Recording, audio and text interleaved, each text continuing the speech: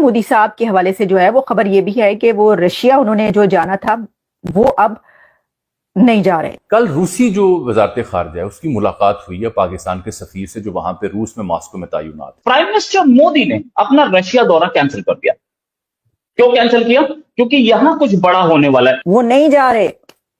अब अगर वो नहीं जा रहे तो आप अंदाजा कर लें क्या होने लगा। सडनली रशिया दोस्तों अब भारत के समर्थन में आ खड़ा है एंड रशिया ने ये कह दिया है कि अगर इंडिया को किसी प्रकार की कोई आवश्यकता है, किसी प्रकार की कोई रिक्वायरमेंट है तो प्लीज हमें बताइए, हम आपकी एकदम हेल्प करने के लिए तैयार हैं। तो ये बहुत बड़ी स्टेटमेंट है क्योंकि रूस रिवायती तौर पर, फितरी तौर पर हमेशा भारत के साथ उसका ताल्लुक रहा है और भारत के पास जो असलिया है, जो सामान है 50% वो भी रूसी साख्ता ही है। इस वक्त पाकिस्तान अगर इस जंग के अंदर जाता है तो पाकिस्तान का जो रोजाना का खर्चा होगा, ये कुछ इंटरनेशनल रिपोर्ट्स हैं, मैं आज पढ़ रहा था, उनके मुताबिक हर 2 से 4 दिन में पाकिस्तान को $1 अरब चाहिए होगा कम से कम। Within 7 kilometres of the international border वहां पर लोगों को कहा गया है कि इन जगहों को खाली कर दें।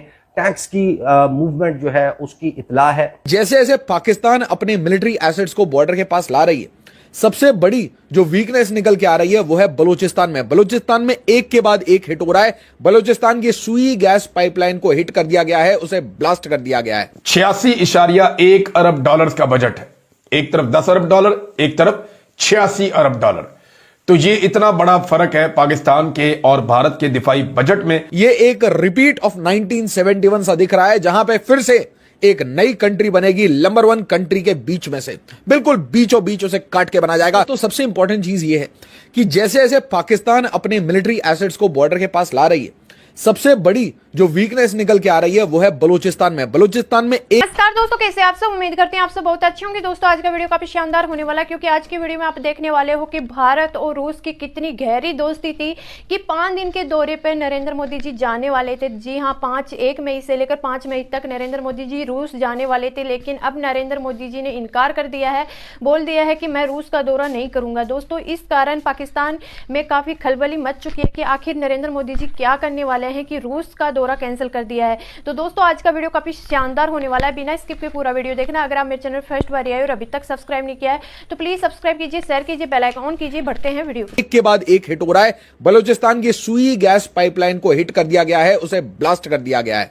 मतलब सिंपल है, जैसे ही नंबर 1 सेना को इंगेज करेगी Indian army, Indian navy, Indian air force, एक बार इंगेजमेंट शुरू होती है, मतलब समझिए पूरे बलूचिस्तान के सप्लाई चेन्स, सप्लाई लाइंस, उसको कभी भी तोड़ा जा सकता है। और इसीलिए ये एक रिपीट ऑफ 1971 सा दिख रहा है, जहां पे फिर से एक नई कंट्री बनेगी नंबर 1 कंट्री के बीच में से, बिल्कुल बीचों बीच उसे काट के बना जाएगा। क्योंकि अब सब लोग एक्सपेक्ट कर रहे हैं कि कुछ ना कुछ जल्दी ही होने वाला है। रशिया ने, वैसे तो व्लादिमीर पुतिन ने पहले ही कह दिया था, आप लोग यहां पे देखिए, उन्होंने उसी दिन कह दिया था कि जो हुआ है बहुत गलत हुआ है और हम भारत के साथ खड़े हैं। लेकिन अभी दोस्तों कल उनके जो डेप्यूटी फॉरेन मिनिस्टर हैं उनकी मुलाकात हुई है। हमारे जो एनवॉय हैं to Russia mister Vinay Kumar, उनके साथ इनकी मुलाकात हुई है और उन्होंने उनको एश्योरेंस दिया है कि अगर किसी प्रकार की आवश्यकता, किसी प्रकार की रिक्वायरमेंट इंडियन आर्मी को है, इंडियन गवर्नमेंट को है, तो प्लीज हिचकिचाइए मत। हम पहले भी आपके साथ खड़े थे, हम आज भी आपके साथ यहां पर खड़े हुए हैं। और ये एश्योरेंस इंडिया के लिए, वैसे हमें आज की डेट में कोई ऐसा बहुत बड़ी रिक्वायरमेंट नहीं है, लेकिन एश्योरेंस इंडिया के लिए बहुत बड़ी बात है कि हमारा पुराना दोस्त आज भी हमारे साथ यहां पर खड़ा हुआ है। बल्कि दोस्तों अभी तो डेवलपमेंट्स ये भी आई हैं कि यूके ने भी इंडिया को फुल सपोर्ट दे दी है कि जो भी आपको करना है आप करिए, हम आपके साथ यहां पर बेझिझक खड़े हुए हैं। आपके जो डिफेंस मिनिस्टर अभी मौजूदा जब ये आके और दुनिया को बताते हैं तो फिर सवाल आप ही से होगा। नवाज शरीफ साहब ने ये कहा कि अगर वाजपेयी साहब समझते हैं कि उनकी पीठ पे छुरा घोंपा गया तो वो ठीक समझते हैं। और मैंने यहाँ खुद कहा है, मैंने खुद जब वाजपेयी साहब ने इस बात का गिला किया कि जनाब देखें, एक तरफ तो लाहौर डिक्लेरेशन हो रहा है और दूसरी तरफ जो है वो कारगिल का वो मिस एडवेंचर करके मेरी पीठ पर छुरा घोंपा गया, मैंने कहा। और मैंने कहा बिल्कुल वाजपेयी साहब ठीक कहते हैं, उनकी पीठ में छुरा वाकईतन घोंपा गया। अगर मैं उनकी जगह होता मैं भी यही बात करता कि ये बिल्कुल यानी कि एक जो है वो पीठ में छुरा घोंपने वाली ही बात है, लेकिन मैं अब ये गिला किससे करूं पाकिस्तान के अंदर।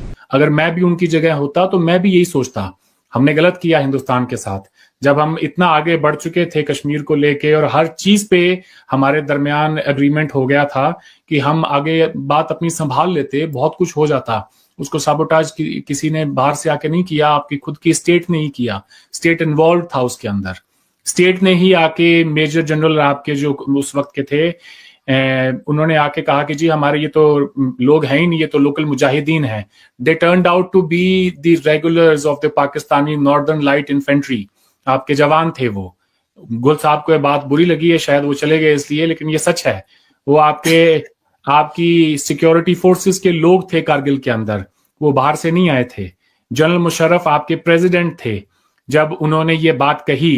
And I can provide a video to you Chaudhary साहब, आपसे रिक्वेस्ट है उसको जरूर लगाइएगा इस प्रोग्राम के आखिर में, ताकि लोगों को पता चले कि यहाँ लोगों की जो मेमोरी है बड़ी शॉर्ट किस्म की होती है, उन्हें यह याद नहीं होता। आपके प्राइम मिनिस्टर, आपके प्रेसिडेंट्स, आपके डिफेंस मिनिस्टर इन चीजों को कबूल कर रहे हैं, तो फिर कहने के लिए कुछ बच नहीं जाता है। हिंदुस्तान के किसी प्राइम मिनिस्टर की तो आप बात ही छोड़ें, किसी वजीर की आप बात छोड़ें, किसी फॉरेन ऑफिस के एक बाबू ने भी कभी इस तरह की हाईली इररिस्पॉन्सिबल किस्म के रिमार्क्स नहीं दिए हैं to what some would say. 36 घंटे का उन्होंने कहा था कि 24 से 36 घंटे में भारत अटैक कर सकता है। यानी 2 रातें ऐसी हैं जो खतरनाक हैं, एक गुज़िश्ता रात जो गुजर गई है और एक आज की रात है। क्या भारत आज की रात हमला करेगा? क्योंकि पाकिस्तान की जो इंटेलिजेंस की मुसद्दका इतलात है, यानी उसकी तस्दीक की जा सकती है, या उनका दावा है कि यह खबर बिल्कुल ठीक है, भारत बिल्कुल अटैक कर सकता है और ऑपरेशंस कर सकता है मुख्तलिफ एरियाज में और हमले कर सकता है। तो इसमें और ये दिलवाई गई है इंफॉर्मेशन मिनिस्टर की जानिब से। वैसे तो वो कोई संजीदा आदमी नहीं है, लेकिन क्योंकि ये इंफॉर्मेशन बहुत संजीदा नौइयत की है और उनका पोर्टफोलियो बहुत संजीदा नौइयत का है, तो ऐसी सूरत हाल में इस खबर को फेंका नहीं जा सकता। तो आज रात भारत की जानिब से हमले का शदीद खतरा हो सकता है। यह हमला भारत कहां कर सकता है, इस बारे में कुछ चीजें मैं आपके सामने रख देता हूं। पाकिस्तान और भारत के बीच में 3 तरह की सरहद है। एक को कहते हैं इंटरनेशनल बॉर्डर।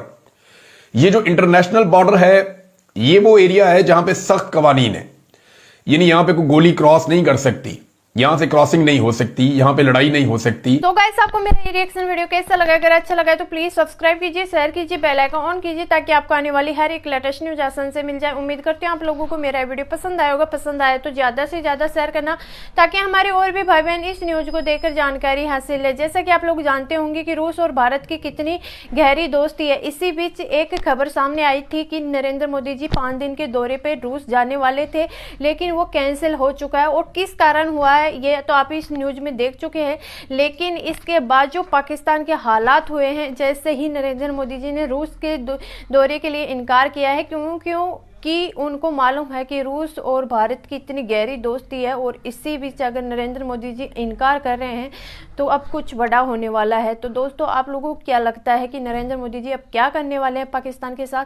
कमेंट बॉक्स में जरूर बताना, और कमेंट बॉक्स में जय श्री राम लिखना ना भूलना। मिलते हैं नेक्स्ट वीडियो में, तब तक के लिए बाय। जय हिंद, जय भारत, जय श्री कृष्ण।